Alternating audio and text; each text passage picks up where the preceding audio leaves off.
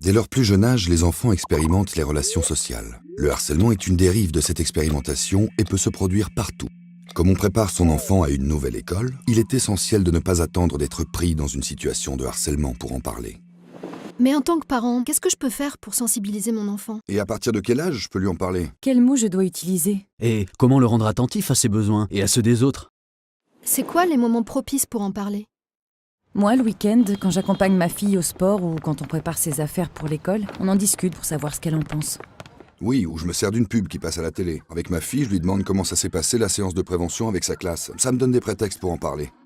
Pour nous, l'important c'était de favoriser le contact avec d'autres enfants. Au parc, au cours de sport, ils apprenaient à se connaître, à se respecter. Ok, mais de quoi je peux lui parler exactement? Par exemple, quand j'entends mon fils se moquer de certains de ses camarades, je lui rappelle que ce qu'on dit et ce qu'on fait peut parfois blesser les autres. C'est bien de leur redire qu'entre amis, on s'entraide, on se laisse pas tomber. Oui, et puis tu peux lui expliquer comment fonctionne un groupe. Souvent il y en a un qui fait son chef et les autres le suivent. Donc il faut faire attention à ça. Être copain, ça veut pas dire être des moutons ou des esclaves. Après, faut pas oublier, ce sont des enfants. C'est normal qu'ils se trompent ou qu'ils se comportent mal. L'important, c'est de leur expliquer pourquoi ce qu'ils font n'est pas bien, de fixer des règles et des limites.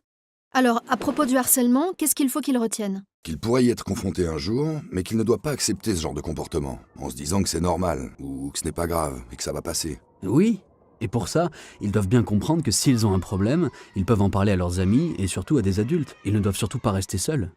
N'hésitez pas à échanger avec votre enfant sur l'importance de se sentir bien à l'école et avec les autres.